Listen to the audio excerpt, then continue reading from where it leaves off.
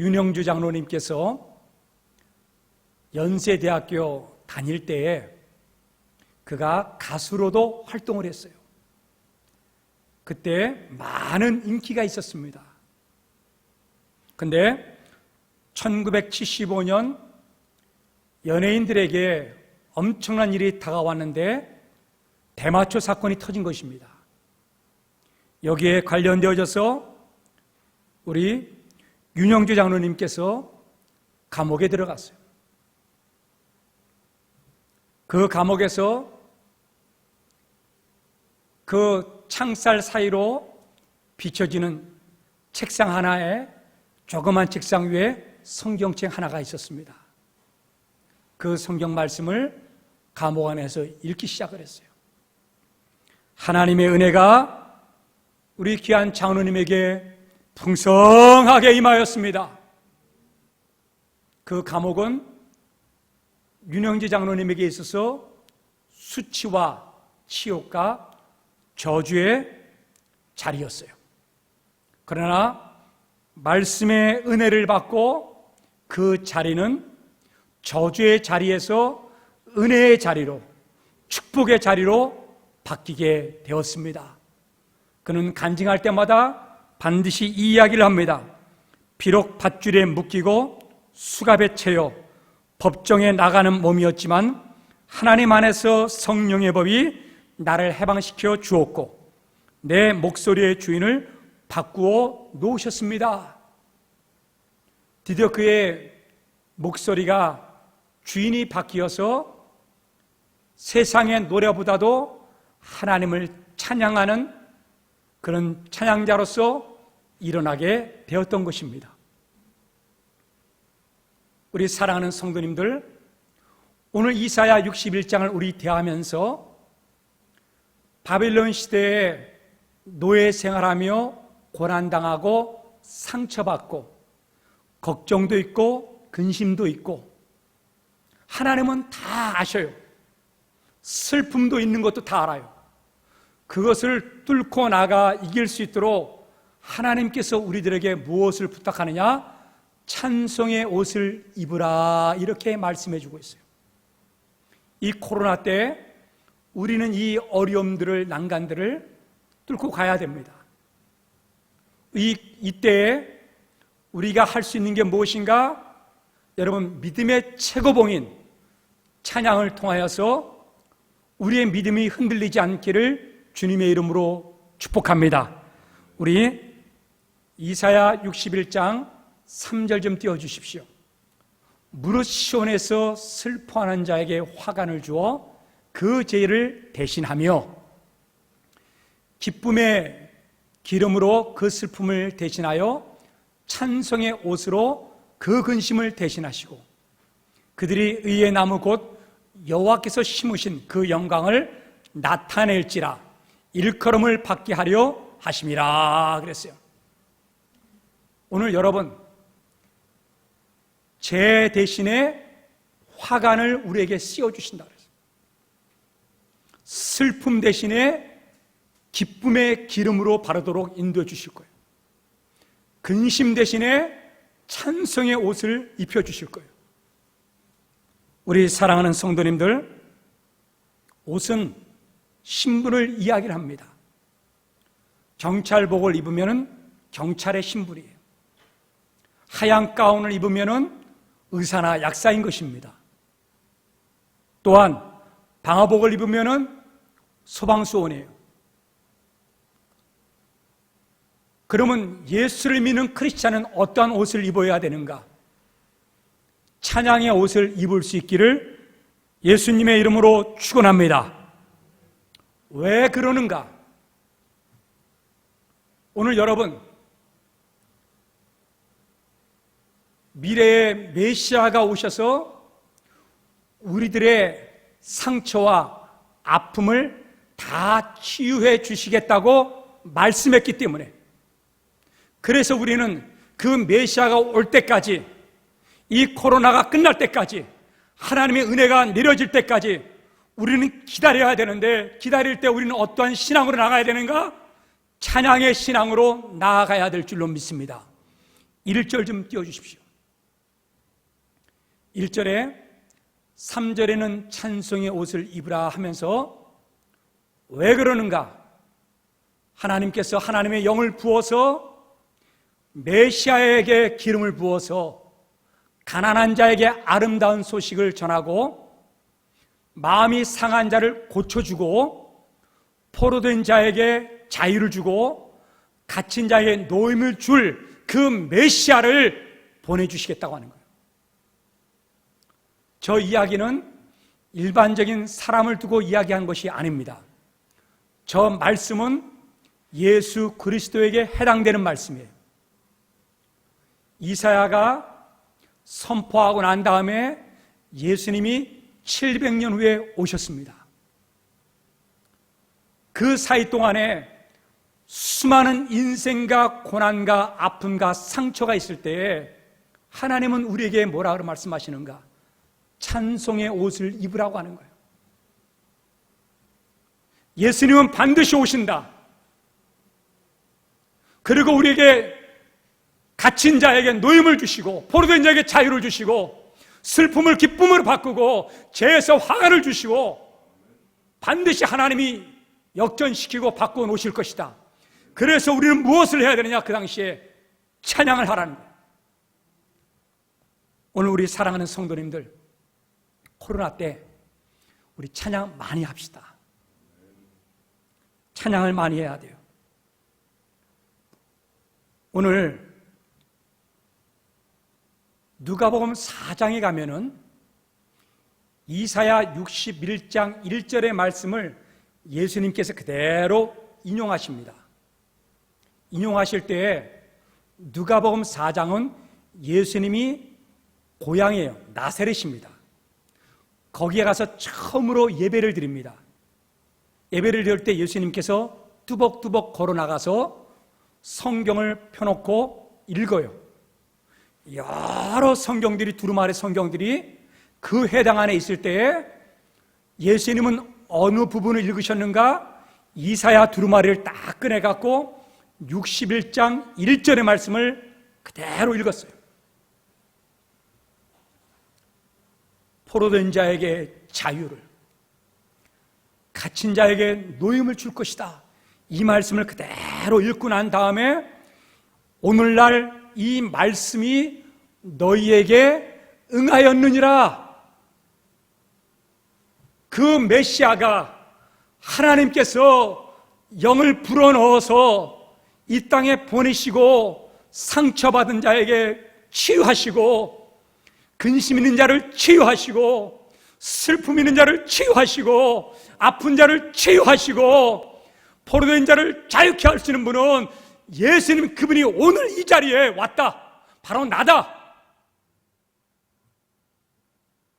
오늘 이 말씀을 할 때에 나사렛 그 회당에서 예배를 드렸던 사람들이 받아들이지를 않았어요. 받아들이지를 않으니까는 예수님께서 다시 부연해서 설명을 합니다. 내가 이 땅에 온 이유가 무엇인가? 내가 치유하려고 왔다는 거예요. 그래서 두 가지 예를 듭니다.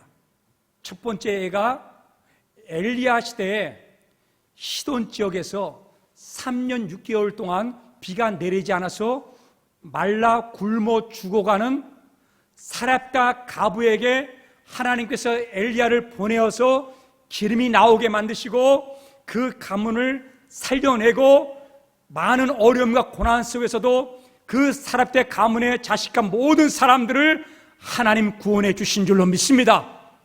그때 사렙다 가부의 심령의 영적인 상태가 절망이었어요.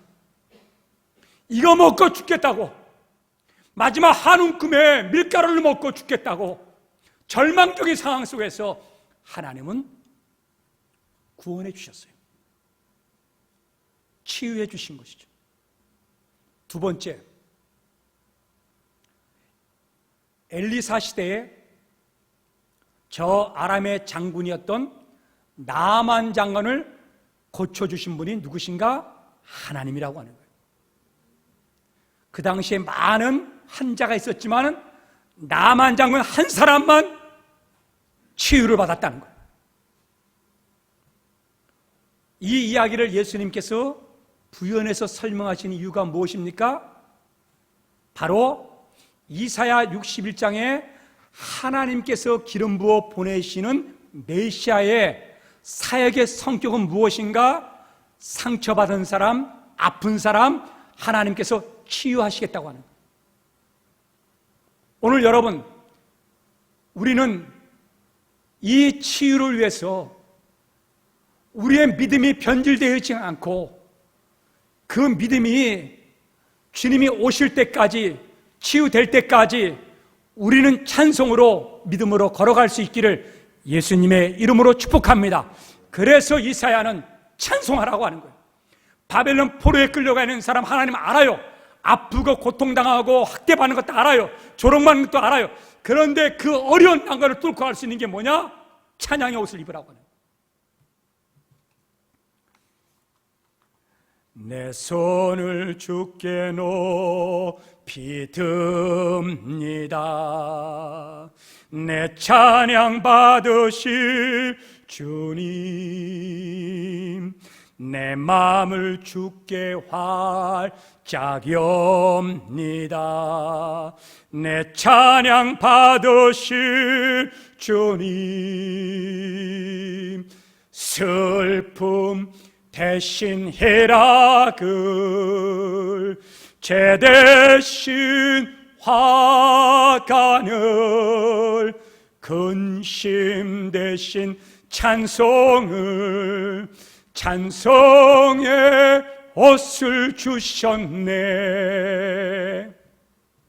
오늘 여러분, 죄 대신 화관을, 죄는 뭐예요?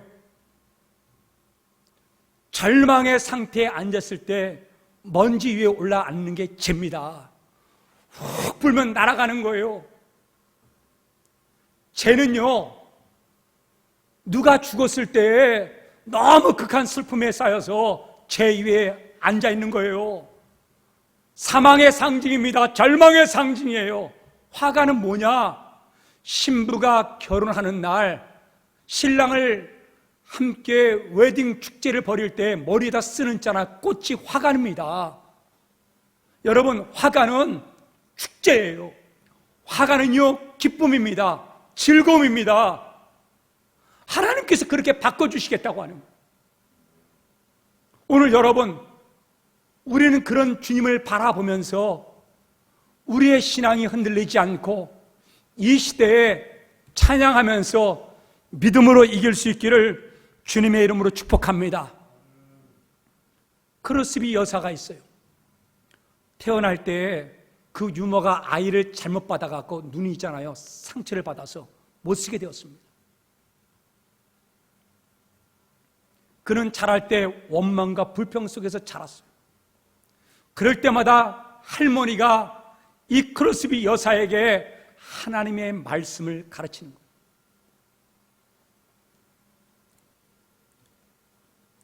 그는 이렇게 말합니다. 나는 내 눈을 멀게 한 그 사람을 만난다면 나는 그에게 한없는 감사를 드리겠다. 왜 그러겠어요? 그는 눈이 멀었지만은 하나님을 위해서 더 놀라운 일들을 감당하는 일을 하고 있기 때문에 그는 찬양의 사람이에요. 그는 도리어 더 감사를 더 많이 하게 되었어요. 할머니가 성경 말씀을 읽어주시면서 그가 깨달은 거죠. 아, 하나님께 감사해야 되구나. 하나님을 찬양해야겠구나. 그래서 그는 95세까지 살면서 찬송을 9천여 편이나 썼습니다. 오늘 여러분, 우리 안에 찬송의 옷을 입어야 됩니다. 여러분, 이 코로나 반드시 끝날 것입니다. 우리는 인내하면서 하나님의 은혜가 올 때까지 기다려야 돼요. 근데 그 기다리는 순간에 우리는 무엇을 해야 되느냐? 찬양하고 감사해야 돼요. 저는 이번 주에 우리 교회 모든 것이 다 해제가 되어졌어요. 한국교회가. 많은 우리 성도님들이 교회에 오기만을 기다렸습니다. 그런데 또다시 한 주간을 연기했어요. 제 마음속에 낙담이 찾아왔어요. 슬펐어요. 마음이 아팠어요. 이게 언제까지 가야 되는가? 그런데 내 입에서 슬픔 대신 실학을, 죄 대신 화관을, 근심 대신 찬송을, 찬송의 옷을 입혀주셨네. 이 찬양이 막 터져나오는 거. 아, 하나님께서 찬송을 하라는구나.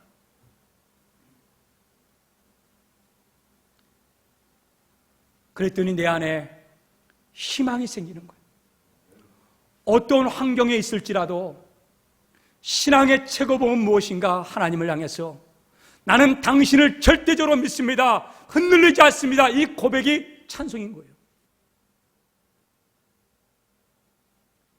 역대하 20장에 여호사밧 왕이 나오는데 이 당시에 유다를 공격하려고 세 개 나라가 연합을 해서 공격을 합니다. 모압, 암몬, 마온 족속이 엄청난 대군을 끌고 유다를 공격하러 왔어요. 여호사밧 왕과 모든 백성들은 두려웠습니다. 그래서 여호사밧 왕이 하나님께 성전에 들어가서 기도합니다. 하나님, 왜 그들을 징계하지 않습니까? 왜 하나님, 저들이 치러 오는 사람들을 벌하지 않습니까? 우리는 대적할 능력이 없어요. 우리는 어떻게 할 줄도 몰라요. 오직 주만 바라봅니다. 역대하 20장 12절에 그렇게 고백하고 있는 거예요. 우리는 대적할 능력이 없어요. 어떻게 할 줄도 몰라 어린아이 같아요. 오직 주만 바라봅니다. 이것이 여호사밧 왕이 하나님께 기도하는 내용이에요. 나는 갈 길 모르니 주여 인도하소서. 어찌해야 좋을지 나를 인도하소서. 어찌해야 좋을지 나를 인도하소서. 여호사밧 왕의 그 마음이 저의 마음이에요. 이때 전쟁에 대한 이 소문들이 예루살렘에 다 퍼져갔고 예루살렘의 남녀노소 가릴 것 없이 아이부터 시작해서 어른까지 다 하나님의 성전으로 다 나옵니다. 그 다음 구절 우리 같이 읽겠습니다. 시작. 유다 모든 사람들이 그들의 아내와 자녀와 어린이와 더불어 여호와 앞에 섰더라. 좀 보세요. 사람들이 집에 앉아 편안하게 있는 영적인 상태가 아니잖아요. 너무너무 불안한 거예요. 언제 죽을지 모르는 거예요. 그러니까 아기까지, 갓난 아기까지 다 끌고 나왔어. 그리고 솔로몬 그 넓은 광장 앞에 다 모여들었어요. 저들에게 두려움이 찾아왔어요. 저들은 지금 왕만 바라보고 있는 거예요. 왕이 성전에 들어가서 기도했으니 뭐가 응답이 있겠지? 그러면서 서서 두려워 떨면서 그 광장 앞에 수많은 사람들이 인산인해를 이루고 있었어요. 그런데 특이한 게 있습니다. 기도한 사람은 여호사밧 왕이에요. 근데 하나님이 여호사밧에게 응답하지 않았다는 게 특별한 거예요. 하나님 그 당시에 대제사장도 있고 제사장들이 있었는데 그들에게 하나님께서 역사하지 않았다는 거예요. 선지자도 있었는데 하나님은 선지자에게 말씀도 안 했다는 거예요. 응답하지를 않았어요.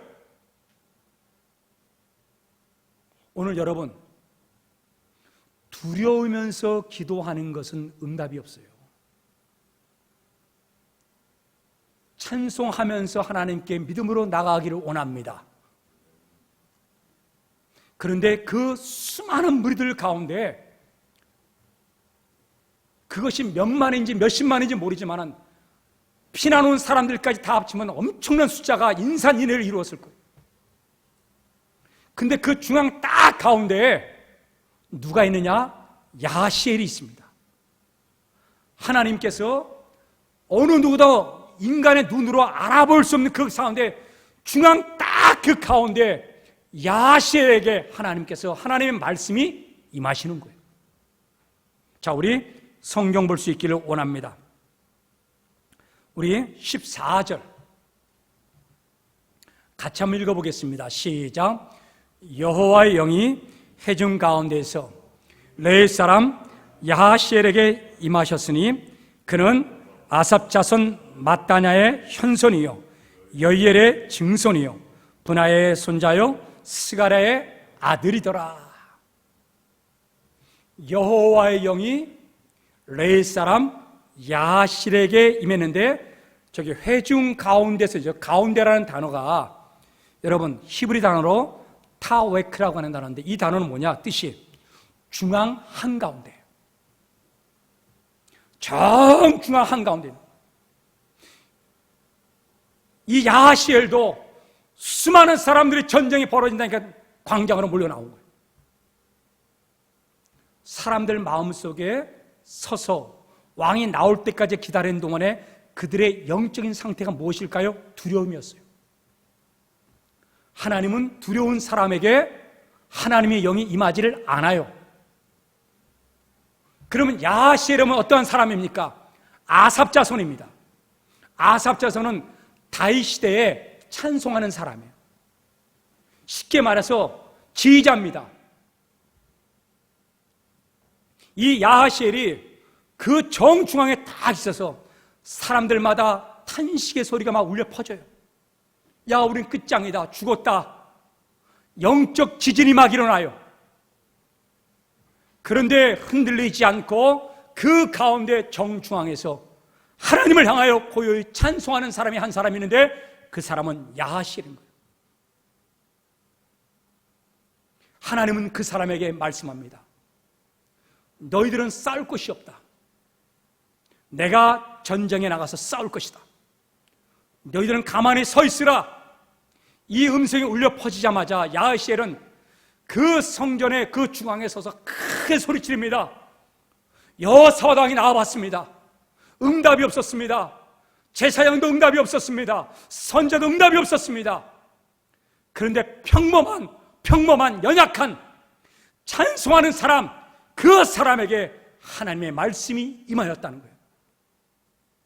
오늘 여러분, 이 시대에 흔들리지 않고 하나님만을 의지하며 찬송할 수 있는 사람을 하나님은 오늘도 찾고 있습니다.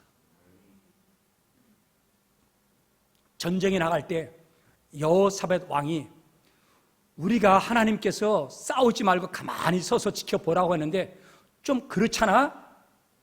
우리도 뭔가 해야 되잖아. 이렇게 여호사밧 왕이 물었을 때 많은 사람들이 야하시엘이 뭐라고 말하느냐? 우리는 찬양합시다. 그래서 찬양대를 세워갖고 전쟁터에 앞세우고 나갑니다. 우리 교회 찬양대가 이 코로나의 영적 전투에 맨 선봉에 서서 전진해 나갈 때 하나님은 우리 교회를 고쳐주시고 지켜주시고 한국을 보존하시고 인도하여 주실 줄로 믿습니다. 왕도 어떠할 바를 몰랐어요. 가만히 있으라고 하니까는. 그런데 염치가 없으니까는 우리 뭔가 해야 되잖아. 그럴 때 찬양을 합시다. 찬양을 합시다. 전쟁에 창을 가지고 나가고 여러분 칼을 갖고 나가서 싸워야 되는데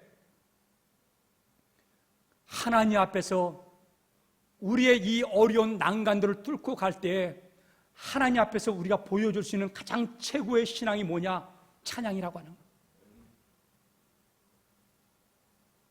찬양은 치유하는 능력이 있습니다. 찬양은 고치는 능력이 있습니다. 찬양은 나라를 변화시키는 능력이 있습니다. 찬양은 가정을 변화시키는 능력이 있는 거예요. 찬양대가 나가니까는 하나님의 천사들을 보내갖고 복병을 두어서 그 세계 연합군들 칼로 쳐서 다 죽입니다. 그리고 전쟁에 승리하고 돌아올 때에 또다시 이스라엘 백성들은 소고를 치고 수금과 재금을 통하여 찬양을 하면서 하나님의 성전으로 돌아옵니다. 전쟁의 시작도 찬양이에요. 전쟁의 마지막도 찬양이었어요. 오늘 우리 사랑하는 성도님들, 우리 안에 찬양의 옷을 입을 수 있기를 원합니다. 여러분, 눈물 날 때 찬양의 옷을 입으세요. 근심이 있을 때 찬양의 옷을 입으세요. 걱정이 있을 때 찬양의 옷을 입으세요. 그래서 이 코로나 반드시 하나님이 정리하시고 해결해 주시고 그 이후로 우리 교회가 더 큰 찬양의 능력자들, 하나님의 거룩한 강자들이 모여있는 이 교회가 되기를 예수님의 이름으로 축원합니다. 멀린 케르도스 목사님이 계십니다. 그림 하나 좀 띄워주세요. 저 책의 이름은 감옥 생활에서 찬송 생활로라는 책이 있습니다. 저분은 적었을 때 목사님이었지만은 어릴 때는 나쁜 짓을 많이 했어요. 남의 물건을 도둑질하고 사기치기도 하고, 그리고 19살에 일찍 군대를 갔어요. 할 게 아무것도 없으니까. 그리고 군에서 이렇게 병사들에게 보급해주는 담배 있잖아요. 이 담배를 빼돌려 갖고 되팔아 갖고 엄청난 부자가 되었어요. 그래서 감옥 갔습니다. 감옥에서 주님을 만난 거예요. 거기서 하나님의 음성을 듣는 거예요. 항상 기뻐하라, 범사에 감사하라, 쉬지 말고 기도하라, 감사하라. 어떤 환경이든지 찬송하고 감사하는 것, 그는 깨달았어요. 그래서 그는 그때부터 무조건 환경이 안 좋아도 매일매일 감사하는 거예요. 그는 나중에 군목이 되었습니다. 군의 병사가 쫓아왔어요. 목사님, 내 아내가 이혼하자고 도장 찍자고 집을 나가버렸어요. 어떻게 하면 좋아요? 그럴 때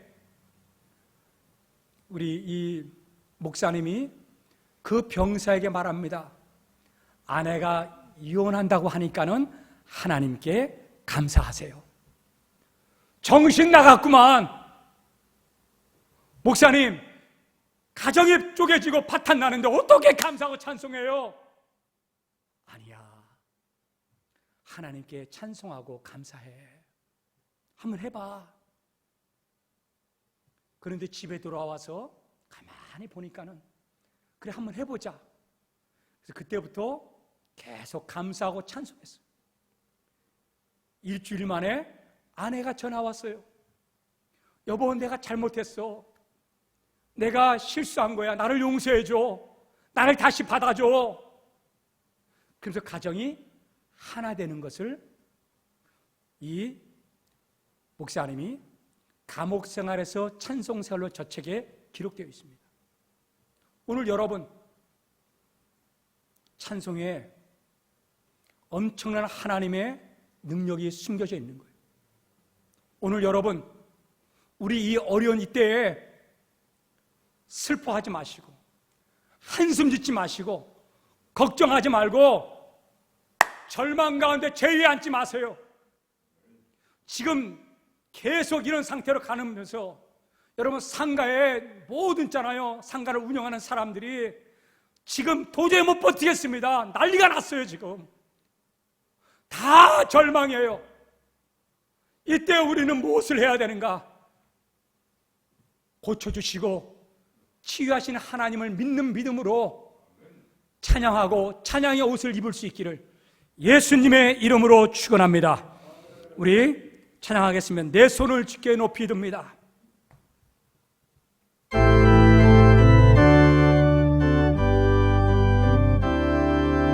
내 손을 주께 높이 듭니다. 내 찬양 받으실 주님, 내 마음을 주께 완장 엽니다. 내 찬양 받으실 주님, 슬픔 대신 해락을, 죄 대신 화가는, 근심 대신 찬송의 옷을 주셨네. 저는 이번 주 일주일 동안에 저 노래를 참 많이 불렀어요. 저도 낙담이 올 때가 있어요. 우리 이 코로나 언제 끝날지 몰라요. 어쩌면 이런 상태로 9월달, 10월달 계속 갈지도 모르겠어요. 오늘 여러분 그때 우리의 신앙을 지키는 이사야의 음성을 듣기를 원합니다. 죄 대신 화관을 주시는 하나님을 바라보며, 메시아를 바라보며, 예수를 바라보며 찬송의 옷을 입읍시다. 흔들리지 말고, 신앙이 변질되지 말고, 더욱더 최고의 하나님, 어려워 힘들어도 끝까지 찬양합니다. 하나님만 믿습니다. 하나님만 의지합니다. 이런 결단과 고백이 오늘 이 예배 가운데 우리 모두에게 임하기를 원합니다. 우리 다 같이 통성으로 결단하며 기도하는 시간을 갖도록 하겠습니다.